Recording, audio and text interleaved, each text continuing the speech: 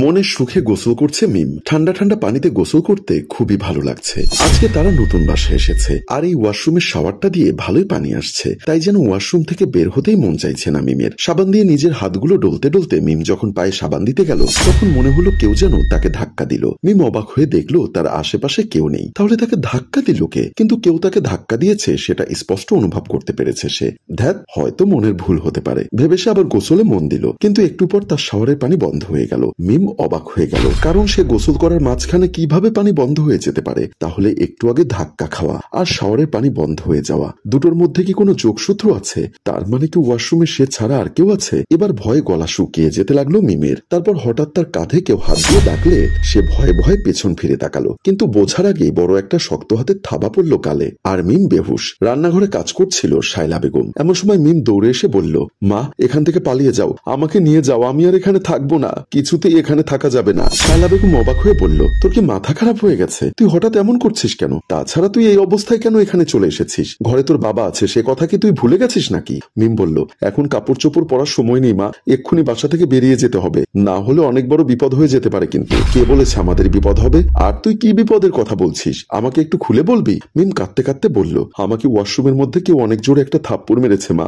আমার মনে হয় এই বাসায় ভূত আছে। শায়লা বেগম দেখলো তার মেয়ের গালে থাপ্পড়ের দাগ বসে আছে। তোকে এভাবে কে থাপ্পড় মেরেছে সত্যি করে বল। নিশ্চয়ই আজকে কোচিং এ পড়া শিখে যাসনি, সেখানে থাপ্পড় খেয়েছিস, আর এখন ভূতের নামে চালাচ্ছিস। তুমি কেন আমার কথা বিশ্বাস করছো না মা? যদি কিছু একটা হয়ে যায় তারপর কি হবে? শায়লা বেগম ধমক দিয়ে বললেন, ফাজলামোর জায়গা পাস না বুঝি, যা এখান থেকে। একথা বলে তিনি রান্নায় মন দিলেন, কিন্তু তাকে পেছন থেকে হাত দিয়ে ডাকলো কেউ। তিনি পেছনে ফিরে দেখলেন মিম যেন আর মিম নেই, অদ্ভুত চাহনিতে তাকিয়ে আছে তার দিকে। তারপর কেমন করে একটা গলার শব্দ করে বলল, কতবার বুঝালাম এখান থেকে চলে যাওয়ার জন্য, কিন্তু তুই নিজের মেয়ের কথা বিশ্বাস করিস না। এই কথা বলে শায়লা বেগমের চুলের মুঠি চেপে ধরল। বল, এখান থেকে যাবি কিনা, না হলে কিন্তু তোর মেয়েকে মেরে ফেলবো। শায়লা বেগম ভয় পেয়ে বললেন, ঠিক আছে চলে যাব, কিন্তু তুমি কে? সেটা জানার দরকার নেই, এখান থেকে চলে যাবি, এটাই আমার শেষ কথা।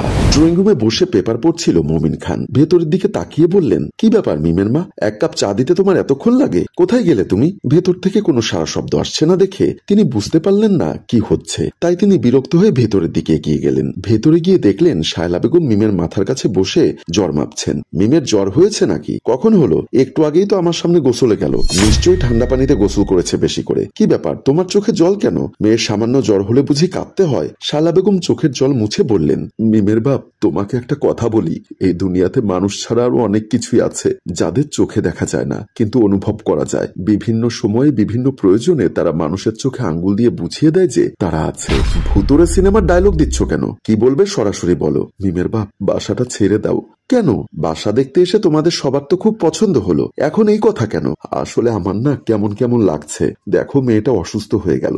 আরে তোমার মেয়ে শাওয়ার পেয়ে ঠান্ডা পানিতে 1 ঘন্টা গোসল করেছে, ওকে আমি ভালো করে চিনি, আর তাছাড়া আজ নতুন এসেছি, হয়তো অন্যরকম লাগছে, আস্তে আস্তে ঠিক হয়ে যাবে। শায়লা বেগম চিন্তিত হয়ে গেলেন। স্বামীকে এসব কথা ভেঙে বলা উচিত হবে কিনা ভাবছেন, কারণ তিনি ভূতপ্রেত বিশ্বাস করেন না। তিনি খুব দুশ্চিন্তায় পড়লেন। রাতের বেলা ঘুমানোর সময় মমিন খান অদ্ভুত একটা শব্দ পেলেন।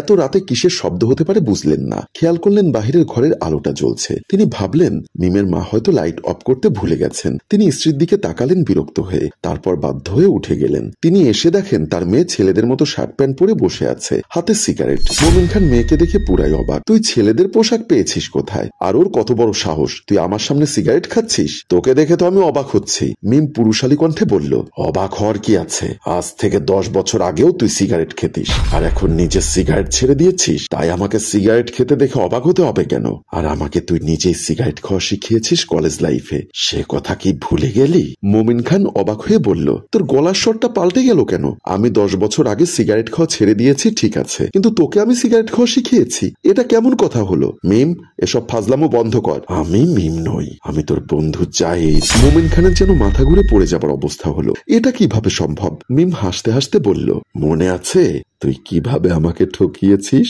তোর মেয়ের এখনো বয়স কম, ওকে বিয়ে দিতে হবে, তাই তোকে প্রাণে ছেড়ে দিলাম। তোর মতো স্বার্থপর নই, কিন্তু আমার সাথে তুই যা করেছিস তার শাস্তি একদিন পেতেই হবে। মোমিন খান আর শুনতে পারলেন না, মাথা ঘুরে পড়ে গেলেন।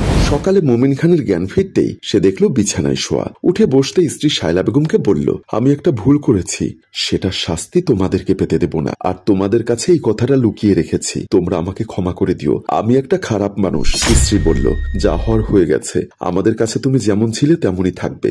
না, তোমরা জানো না আমি কি করেছি। মিম বলল, বাবা আমরা সব জানি, কাল রাতে আমার মধ্যে যখন সে এসেছিল তখন আমার মুখ দিয়ে মাকে সব কথা বলেছে। শায়লা বেগম বলল, ঠিক, এখন চলো আমরা গিয়ে ওই পরিবারের কাছে মাপ চাই আর তাদের যতটুকু সম্ভব হেল্প করি। মোমিন খান বললেন, আমার বন্ধু জাহিদ, তুই আমাকে ক্ষমা করিস ভাই। পরিবারের সবাই তাকে সাহস ও সান্ত্বনা দিল। প্রিয় ভিউয়ার্স, পাপ বাপকেও ছাড়ে না, তাই সময় থাকতে শুধরে যান। গল্পটির ভাবনা ও পরিচালনায় অভি, ক্যামেরায় শিহাব ও পরিচালনায় মঞ্জুর মোর্শেদ। ধন্যবাদ।